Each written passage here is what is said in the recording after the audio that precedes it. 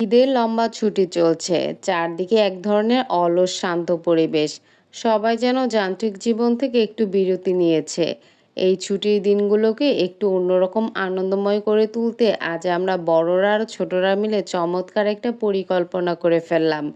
আমাদের ছোটবেলায় ফেলে আসা সেই দিনগুলোর কথা মনে করে আজ বাচ্চাদের নিয়ে আয়োজন করে ফেললাম মাটির চুলায় জোলাপাতি বা চড়ুই ভাতি। আজকালকার বাচ্চারা তো ইট পাথরের দেয়ালের মাঝে স্ক্রিনের দুনিয়াতেই বড় হয়। মাটির গন্ধ মাখা এই আনন্দের স্বাদ তারা সহজে পায় না। তাই খোলা আকাশের নিচে মাটির কাছাকাছি এসে এই রান্নাবাটির ছোটখাটো আয়োজন দেখে বাচ্চাদের চোখে আনন্দ আর উদ্দীপনা ছিল দেখার মতো। ওদের এই অনাবিল হাসি যেন পুরো পরিবেশটাকে এক নিমিষে বদলে দিল।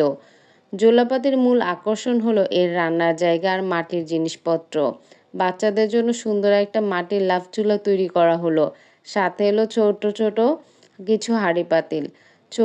ছোট হাতে ওরা যখন কাঠের টুকরোগুলো এগিয়ে দিয়েছিল কিংবা চুলার পাশে গোল হয়ে বসেছিল, সেই দৃশ্যটা আমার মনকে এক নিমিষে ফিরিয়ে নিয়ে গিয়েছিল আমার নিজের শৈশবে। চুলায় আগুন জ্বালানোর পর যখন হালকা ধোঁয়া উঠতে শুরু করলো, তখন বাচ্চাদের কৌতূহল চোখটাকে চকচক করে উঠল। আজকের মেনুটাও বেশ ভারী আর লোভনীয়।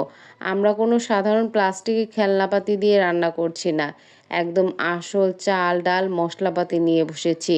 বাচ্চারা নিজের মতো করে সব গোছাতে সাহায্য করছে। যেন ওরাই একেকজন মস্ত বড় বাবুর্চি। এবার আসল রান্নার পালা। প্রথমে হাঁড়ি বসিয়ে তাতে তেল গরম করে একে চাল, ডাল, সবজি দেওয়া হলো। মাটির চুলায় রান্নার এক অদ্ভুত জাদু আছে। কাঠের আগুনে ধীমা আঁচে যখন রান্না করা হয়, তখন খাবারের স্বাদ সাধারণ গ্যাসের চুলার চেয়ে বহুগুণ বেড়ে যায়। আমরা এই খিচুড়িতে দিয়েছি কচি আলু, সাথে সুগন্ধি চাল ডালের মিতালি। তবে আয়োজনটা আরো জমকালো করতে এতে যোগ করা হয়েছে মাংস আর ডিম। ছোট হাঁড়িতে যখন চাল, ডাল আর আলু মাংস সব একসাথে ফুটতে শুরু করলো, তখন মাটির চুলার সেই কাঠ পোড়ার গন্ধ আর খিচুড়ির সুবাস সব মিলে এক স্বর্গীয় পরিবেশ তৈরি করলো। বাচ্চারা অধীর আগ্রহে অপেক্ষা করছে কখন তাদের নিজের হাতে তৈরি এই স্পেশাল খিচুড়িটি নামানো হবে। ধিমা আঁচে বেশ কিছুক্ষণ দমে রাখার পর অবশেষে তৈরি হয়ে গেল আমাদের দুর্দান্ত মাটির চুলার তৈরি খিচুড়ি। সবশেষে উপর থেকে সেদ্ধ ডিম সাজিয়ে যখন হাঁড়িটা নামালাম, তখন মনে হলো এর চেয়ে দামি আর সুস্বাদু খাবার এই পৃথিবীতে আর দ্বিতীয়টি নেই। একদম মাখো মাখো ঝাল সুগন্ধি খিচুড়ি যখন কলা পাতার উপর ছোট থালায় বাচ্চাদের পরিবেশন করা হয়, তখন ওদের প্রথম লোকমা মুখে দেওয়ার তৃপ্তিটাই ছিল আজকের দিনের সবচেয়ে বড় প্রাপ্তি। ঈদের এই ছুটিতে দামি কোনো রেস্তোরাঁয় না গিয়ে ঘরের কোণে বাচ্চাদের সাথে কাটানো এই সোনালি মুহূর্তগুলো সারা জীবন স্মৃতির পাতায় জমা থাকবে।